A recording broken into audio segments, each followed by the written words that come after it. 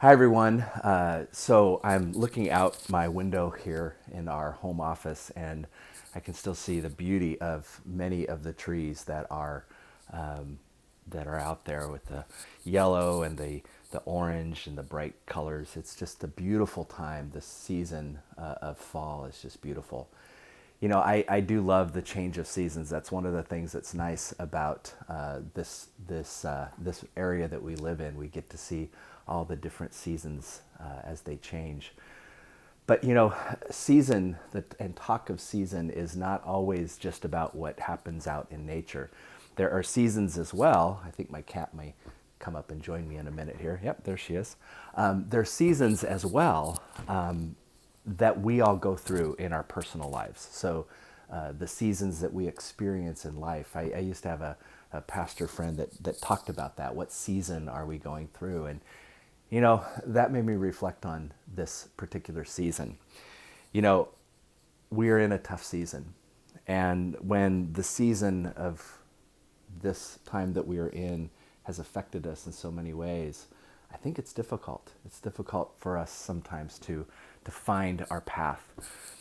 When COVID has seemed to define so much of what we are experiencing in this season, when we find ourselves in this election cycle that has created such a divisive rhetoric around us, that has even challenged some of our more close relationships, when the social conflicts that we've seen in the last several months are on a rise, when they begin to shed light on questions of injustice and equality, when we see these seasons or this affecting our season, and even in our own personal struggles, our own personal lives, when things such as job security and the stresses of parenting right now, I think for many, and even the loneliness has affected so many people.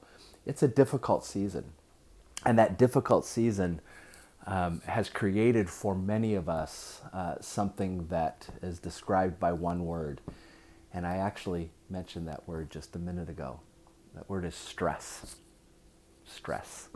Stress is difficult. Stress hits us in so many different ways. And it can affect us in so many different ways. It's this emotion that can affect us physically. It can bring us physical tension. It can manifest itself in all kinds of other emotions like frustration and anger. Stress can be difficult. And while some people say short bursts of stress can be a good thing, it can motivate us. Prolonged series of stress can be difficult. And when it is prolonged, as it is for many of us now, it can really do damage. And so how do we deal with this stress? What do we do in the midst of all this stress? Well, I was reading a devotional the other day, and the topic of the devotional was actually on trying to discover this sense of joy and finding a sense of joy. And I was reading through this, and the author said something that really intrigued me. He said while he was studying and researching our experience of joy and how joy can be so elusive in our lives, he said, I discovered that our circumstances are not inherently stressful. It is our thoughts about our circumstances that make it stressful.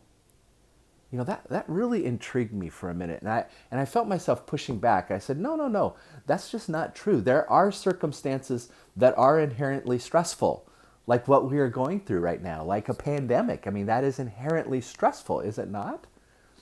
And so I really thought about that, and I prayed about that quite a bit, and I tried to imagine what he really was trying to say in this. And what I realized is, I think maybe he's right.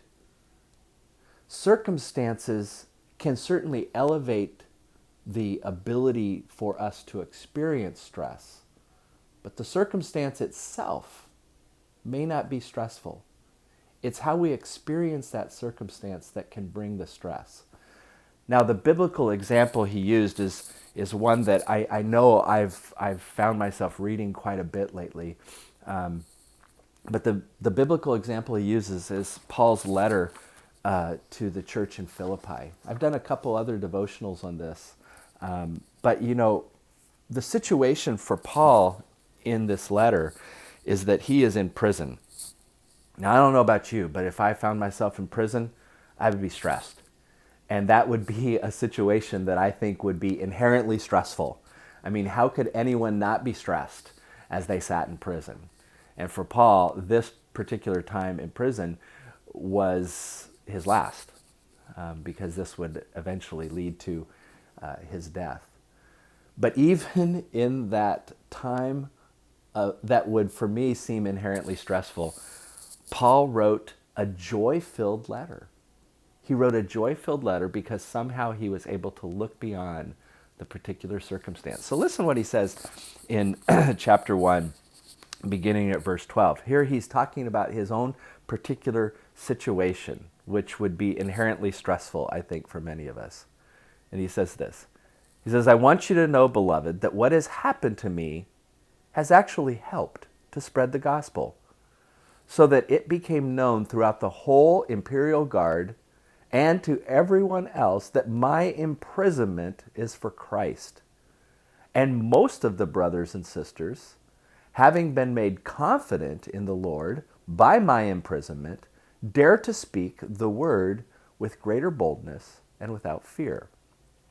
Some, he goes on to say, proclaim Christ from envy and rivalry, but others from goodwill. These proclaim Christ out of love, knowing that I have been put here for the defense of the gospel. And others proclaim Christ out of selfish ambition, not sincerely, but intending on increasing my suffering in my imprisonment. What does it matter? Just that Christ has been proclaimed in every way, whether out of false motives or true, and in that I rejoice. I mean, you hear this from Paul. I mean, here he is sitting in prison and he's saying, this circumstance that I am in right now, it's actually working out in favor of spreading the gospel. Yeah, some people, they're doing it just to hurt me. But others are doing it because they love me. It doesn't matter. What matters is that Christ's gospel is being spread. Now, that's how Paul looked at this. And I think, for me, I guess there's a cynical side of me. There's this part of me that wants to write it off of saying, oh yeah, well, Paul's just an exceptionally good person. Or I want to look at that and say, oh yeah, that's just this idea of the power of positive thinking. But you know what? I think for Paul, it's more than that. It's rooted in something far deeper. You see, Paul had two things. One, he knew and was completely confident in the purpose that he was living out in his proclamation of the gospel. He was completely confident in his purpose.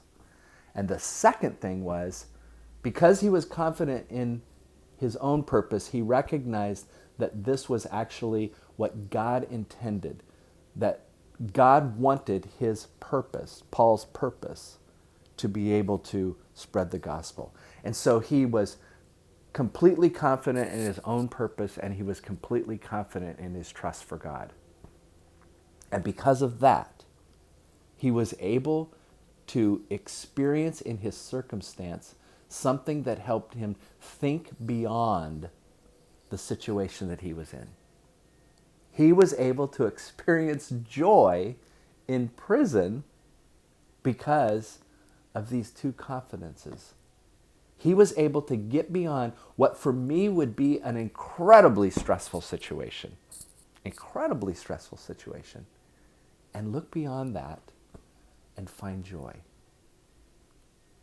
So I've been thinking about this, the stress that we feel, the struggle that we are in right now in our circumstance, whatever the circumstance that you're experiencing right now, not just me, your experience. I look at this and I think, am I confident in the purpose that God has given me? And am I confident in trusting that God will see us through these circumstances that we are in for some unseen, perhaps, reason? Yeah, stress, can overwhelm us. It can take over our lives. It can define everything that we are experiencing. And the way beyond that stress is not some magical pill or is not some other way of numbing that stress. It is truly walking through that stressful situation and recognizing that my purpose, our purpose, is not thwarted by what we are experiencing right now. And that we can continue to trust in the God who can somehow work through all circumstances, the good as well as the awful.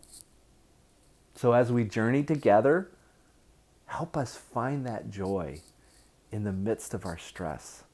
Maybe that needs to be our prayer.